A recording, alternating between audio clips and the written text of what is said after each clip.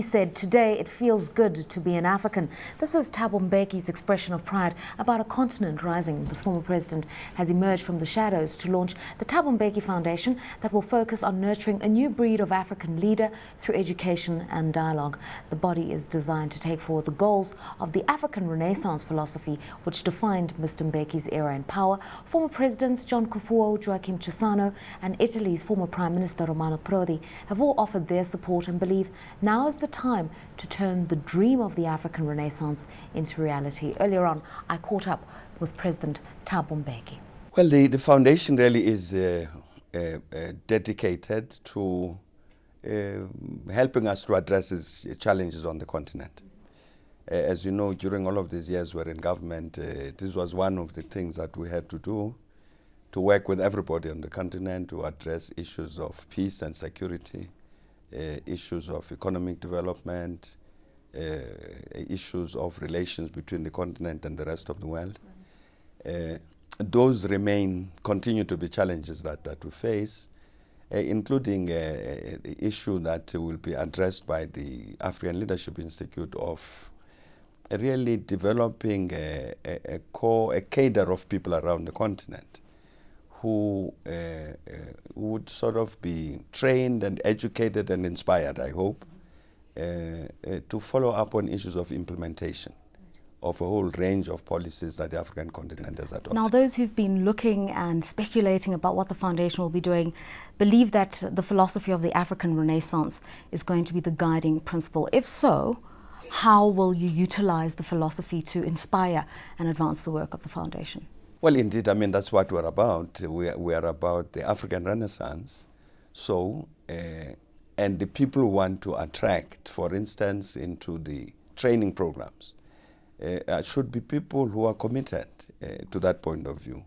There are people who won't want to get diplomas and degrees and so on, merely to have a certificate, but to be empowered to do these things that are going to help us to transform Africa. So yes, indeed, it's a vision of the African Renaissance, of African renewal, that we want to pursue, and the conference, which takes place Monday to Wednesday, we convened it to pose this question, to say what really should go into the content of courses which address matters of leadership development. What are these things? Many people say the African Renaissance, outdated concept. Others are even quite brutal and say it's anti-liberal, it's anti-individualism. It doesn't really advance a new thinking on Africa. How do you respond to that? Well, you know what the word Renaissance means. It means the rebirth. And I don't know how anybody can say the rebirth of Africa is outdated. It's a very strange concept. It can't be. Not while the continent is facing the challenges it's facing. We were talking about a rebirth because of the problems the continent has, of underdevelopment, of poverty, and all sorts of problems. That it's got to be born anew.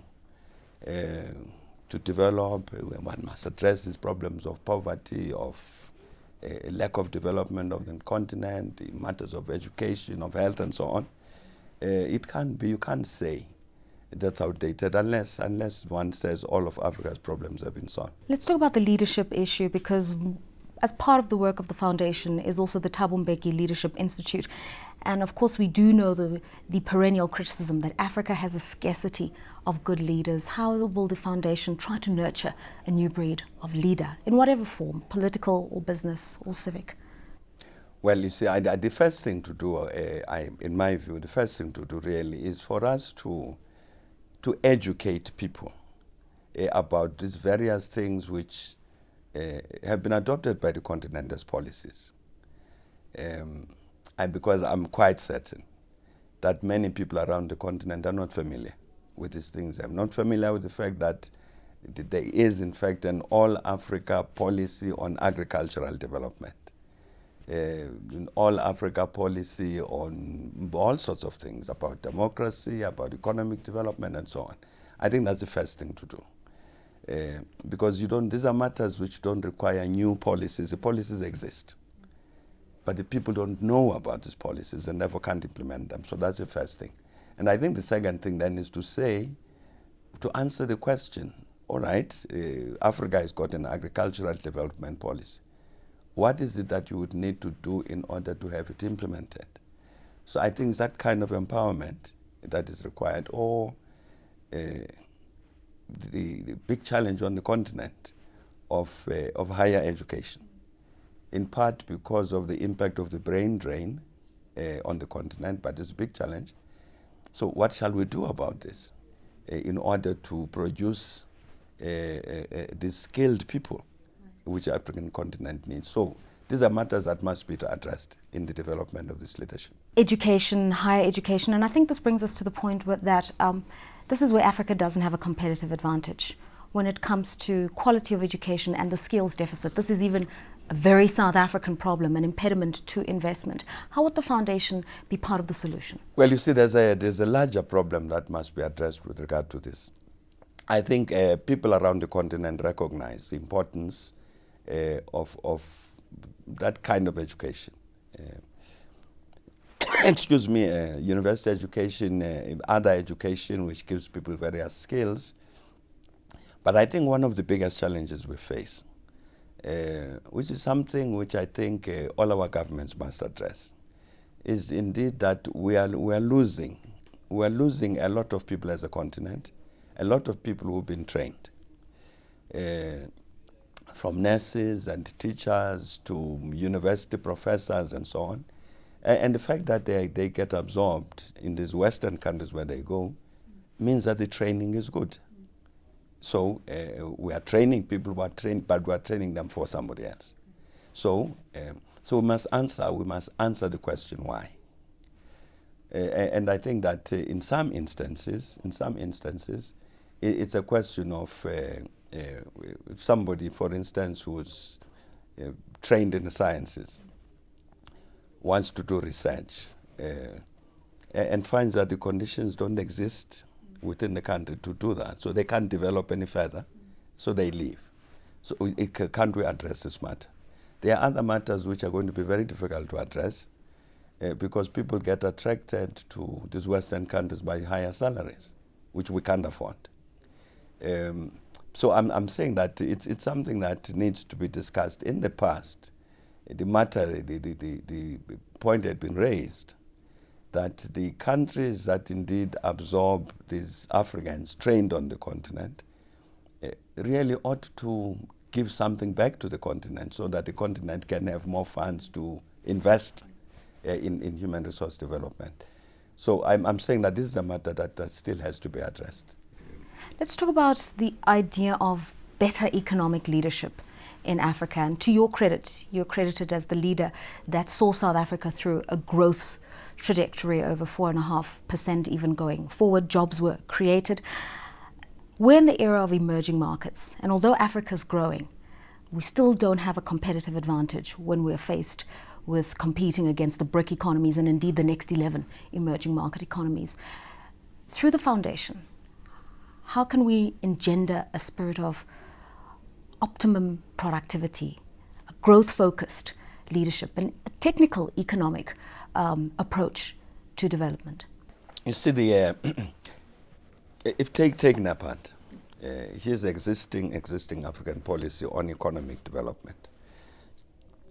And so one of the things we've got to say, one of the matters that NEPAD addresses is regional economic integration. That is an important pillar of the development that we want on the continent. So we've got to ask ourselves the question, are we, now this depends on us, are we as a continent moving with the necessary speed to achieve that regional integration? If not, why not? Then what should we do about it? So I'm saying there are things that we can do and must do. We had said that it's important for us as Africans to generate the capital that we need. Because indeed there is some capital on the continent, so not just to be looking for people from outside of Africa to bring that capital. we can. Some say that NEPAD's lost its momentum since the three sort of custodians, yourself, President Obasanjo and Bouteflika, have been out of the scene. And because of that, there isn't a coordinated approach to pursuing NEPAD.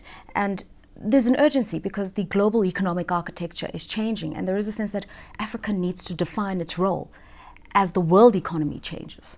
Well, I mean, the NEPAD institutions exist. The process of integration into the African Union has gone ahead, as was agreed. So you also now have that particular pillar, the AU Commission, which should be promoting all of this work of NEPAD. I think what has happened is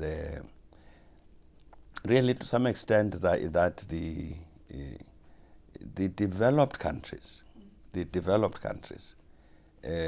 have, I think, to some extent, walked away from their commitments in terms of the NEPAD programs. You could see this recently now when the G8 met in Canada. You would remember that when the G8 met in Canada, 2002, that's where it adopted the Africa Action Plan. It was a very good plan. It was based on NEPAD. And we had thought that when it goes back, when the G8 go back to Canada now, first time since 2002, this indeed would be, they would take up this matter to say where are we with regard to NEPAD since NEPAD was adopted, since the G8 Africa Action Plan was adopted in Canada. But in reality, it didn't really attend to it. But this was a very important but negative signal of the way I'm saying that I think that these developed countries have to some extent walked away from their commitments, and that's one of the challenges. All right, just talking about the ethos of leadership, you were South African president for 9.5 years. You were criticized for having an autocratic leadership style. As you go forward with the work of the foundation, nurturing a new breed of leaders, what lessons do you take from your years in high office to correct, if need be, some of the mistakes? Well, I don't know what anybody meant by being autocratic. No, you see, I think the point to make really about all of these leadership things is, here we are, we have a view, as Africans, we have a view about where the continent should go with regard to its politics. We have a view about where the continent should go with regard to its economy. Now, so the question we must ask ourselves, then how do we get there? How do we get to this point about which we have a view? And so what kind of interventions do you need to make? And who should make those interventions? So I think therefore that in preparing people for that leadership role, it has to relate to what people have to do. If you're a general in an army, of course you command people. That's in the nature of armies. But if you have to mobilize people behind a particular program, you can't command them. You've got to persuade them and convince them. So I'm saying that the manner of the exercise of the function of leadership, it must surely relate to what it is that you want to do to achieve. The foundation will also be supporting the broader work that you're doing with peace building. So great successes in terms of your helping in the Ivory Coast, the Democratic Republic of Congo, but again, criticism as to your role in Zimbabwe. When you look at the collective contribution and what the work of the foundation is going to be, what's the approach to peace building and conflict resolution? Well, I think anybody who's done anything in this area would know that my view is that it's very difficult to apply general rules because the nature of the conflicts differs from country to country. And therefore, what you might have done with regard to the Congo might be quite irrelevant with regard to Cote d'Ivoire. And Zimbabwe's got its own specifics. And we've said this all the time, and I'm quite sure it's correct, that the solution to the problems of Zimbabwe lies in the hands of the people of Zimbabwe. It lies in the hands of that leadership. And our task was to encourage that leadership to say, let's define this problem together. Yes, and once we've done that, to say, look, how do we solve it? And indeed, I think that's what they have done. Okay, and a final question to you. It sounds like a lot of work to be done, lots of resources needed. How are you going to sustain the foundation? We have to raise funds. We've got to raise funds. You are quite right. It's going to require quite a lot of resources, but we're talking to people on the continent, outside the continent, to say, here are the challenges, and people do actually accept that indeed it is important to do this work. It's important to address these challenges. I think the support is there, and I'm pretty confident that we'll be able to raise these required resources, but that indeed they are very needed.